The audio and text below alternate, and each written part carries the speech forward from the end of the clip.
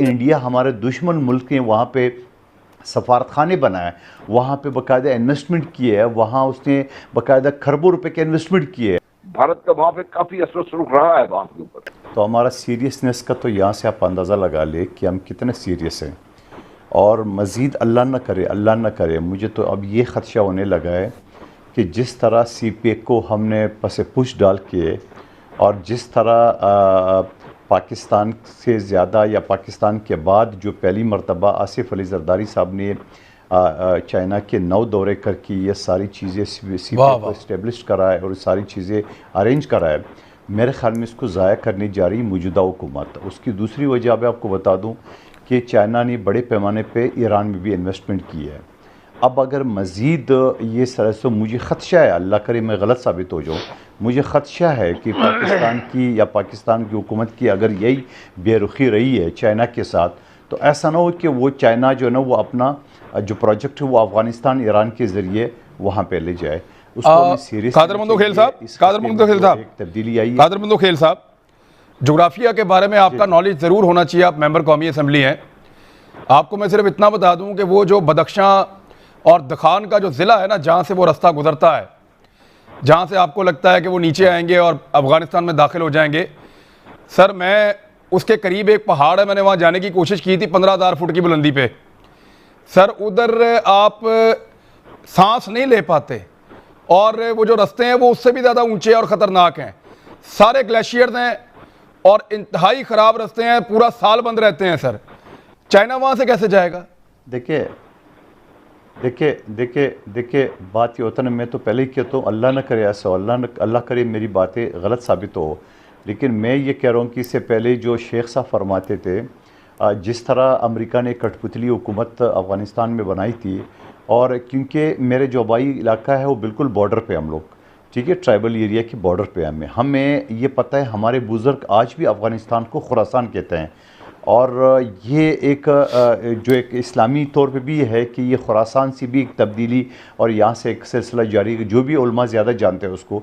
तो मेरे कहने का मकसद है कि मैं इनको खाल जानता हूँ इनका, क्योंकि बॉर्डर के उस तरफ भी ज़बान एक है, इस तरफ भी ज़बान है, उस तरफ मज़हब, इस तरफ मज़हब, उस तरफ लिबास, इस तरफ लिबास। हमने पिछले अदवार में भी अफ़गानिस्तान के साथ वो ताल्लुकात इस्तेवार नहीं किए। गो कि इंडिया हमारे दुश्मन मुल्क के वहाँ पे सफारतखाने बनाए, वहाँ पे बाकायदा इन्वेस्टमेंट किए है, वहाँ उसने बाकायदा खरबों रुपए के इन्वेस्टमेंट किए है। सर हामिद करज़ई और अशरफ गनी के साथ अगर पाकिस्तान ताल्लुकात नहीं बना पाया तो इसमें बदनीयती पाकिस्तान की रही या उन कठपुतली हुकूमतों की जिनको नेटो ने और भारत ने मिलकर बनाया था? साहब क्या ये पॉसिबिलिटीज या प्रॉब्लम्स हो सकती हैं कह रहे हैं कि पाकिस्तान? और एक सवाल मैंने उठाया था कि क्या अशरफ गनी और हामिद करज़ई के साथ अच्छे ताल्लुकात ना देने का गुनाह हमारे सर है कि हम नहीं उनसे बना पाए अच्छे ताल्लुकात? देखिए मेरा ख्याल है पाकिस्तान से ज्यादा तो किसी मुल्क ने कोशिश नहीं की कि उनके साथ ताल्लुकात ऐसे हो जाएं कि उसमें हम बातचीत भी कर सके और मामलात को हल की तरफ लेके जा सके। पाकिस्तान के ऊपर अमेरिका और भारत, और अमेरिका की बड़ी कोशिश थी कि भारत को वहां पे इस कदर मजबूत कर दिया जाए, और भारत के जो है वहां पे फुटप्रिंट्स है वो आज से नहीं है, पाकिस्तान बनने से पहले भी, पाकिस्तान बनने के बाद भी भारत का वहां पे काफी असर सुरुख रहा है वहां के ऊपर। देखिए हिंदू कुश भी तो वहीं पे है ना, फिर जो भी इस खत्ते में आए बरसगीर में क्रॉस करके माउंटेन्स को, वो सारे इस इलाके से आए ना सारे जी। तो भारत के साथ जो कांटेक्ट वैसे भी था, अब भी है उसका। दूसरा जो बंदोखेल साहब की जो बात है, देखिए CPEC का एक बड़ा जो चीज हमें समझने की जरूरत है, CPEC इस सारे बेल्ट रोड इनिशिएटिव का महवर है ये, वो हमें बात समझनी। ईरान में बिल्कुल सही कारण है, चाइना इन्वेस्टमेंट कर रहा है, और चाइना ईरान पहुंचा भी है सेंट्रल एशियन रिपब्लिक के थ्रू, अपनी ट्रेन चला के पहुंचा भी है वहां पे, और 14 दिन लगे उनको जाने में, 14-15 दिन वापस आने लगेंगे। लेकिन वो सब कुछ जो भी कर लें, जो पाकिस्तान की हैसियत है वो कोई और नहीं ले सकता यहाँ पर, जोग्राफियाई तौर पर भी वैसे भी। तीसरी बात देखिए, जो हमारा इश्यूज क्या है, हमारा इशू ये है कि अफगानिस्तान सेटल हो। इंटरनेशनली जिस तरीके से अफगानिस्तान को छोड़ के गए हैं, उनकी कोशिश ये है कि अफगानिस्तान की सेटलमेंट ऐसे ना हो जाए कि ये खिता ही पूरा सेटल होके जिसका जो इकोनॉमिक पोटेंशियल है, जिसमें बेल्ट रोड इनिशिएटिव और बाकी जितने इनिशिएटिव्स हैं, वो सारे एक्चुअलाइज होना शुरू हो जाए, तो इस खिते की तो ही बदल जाएगी ना सारी। जो मौजूदा हुकूमत जिस तरह बेसब्री से ये बयानात दे रहे हैं, मैं कहता हूँ ये बयानात ये कब्र अज़ वक्त है। देखिए, बरतानिया रब्ता कर भी रहे तालिबान से और कहते हैं हम अभी उसको मानने को तैयार नहीं है। अमेरिका रब्ता कर भी रहे, मदद भी मांग रहे और कहते हैं हम उसे मानने को अभी तैयार नहीं है। तो हमें भी थोड़ा सा उस चीज़ को दुनिया के साथ चलना चाहिए कि अब एक और बात आप यहाँ पे अगला पॉइंट बताना चाहूंगा कि इंडिया की एम्बेसी खुली है काबुल में।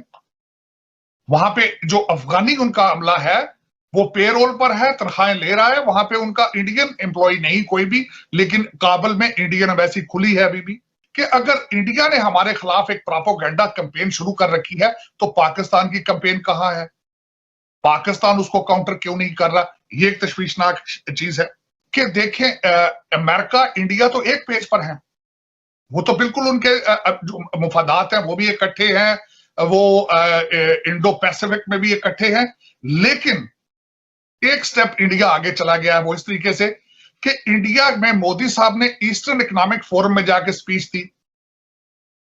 वो रशिया के साथ अपने मरासम आगे लेके जाने के चक्कर में फिर रहे हैं और उसमें काफी हद तक वो कामयाब हैं। अब इस वक्त यहां पे अगर सोचा जाए, मेरी मुझे जो नजर आ रहा है, जो इंटरनेशनल सिनेरियो है कि पाकिस्तान और चाइना और दूसरी तरफ अमेरिका, इंडिया और रशिया, तो ये अगर ये फ्यूचर बन रहा है तो अमेरिका, पाकिस्तान के पास वो स्ट्रेंथ मौजूद नहीं है। बाइडेन साहब आपके साथ राब्ता भी नहीं कर रहे हैं, वो बिल्कुल एक साइड पे है। और जब अमेरिका एक साइड पे होगा तो यूरोपियन एलाइज भी उनके साथ होंगे, जिसमें इंग्लैंड, जर्मनी और फ्रांस उनके साथ होगा। अगर इंडिया ने कोशिश करके, मोदी साहब ने ईस्टर्न इकोनॉमिक फेयर में उन्होंने स्पीच दी है, he went there as a partner, he did not go there as a participant। तो हमारी फॉरेन पॉलिसी क्यों इतने छोटे कद पे जा रही है कि हमारे प्राइम मिनिस्टर साहब को बाइडेन साहब कॉल भी नहीं कर रहे और रशिया भी नहीं लिफ्ट करा रहा। तो अब इसके बाद भी कुछ होगा, यहां तक होगा कि अमेरिका को दोबारा आना पड़ेगा? इसके आलिया सिचुएशन ये बनेगी कि ये एक प्रेशर क्रिएट किया जा रहा है तालिबान पे कि वो अमेरिका को ठेके दें, अमेरिका के साथ आगे चलें। अब वापस जाएगा या ड्रोन के जरिए या जैसे सैटेलाइट के जरिए, तब जाएगा अगर ठेके चाइना को मिल जाते हैं तो। अगर चाइना वैक्यूम जो है अमेरिका तालिबान का अफगानिस्तान में वैक्यूम अगर रशिया और चाइना फिल करता है तो अल्टीमेटली अमेरिका को नुकसान है। तो फिर उसमें वो अपना मूड बनाएंगे वापस जाने के लिए, वो बहाने बनाएंगे।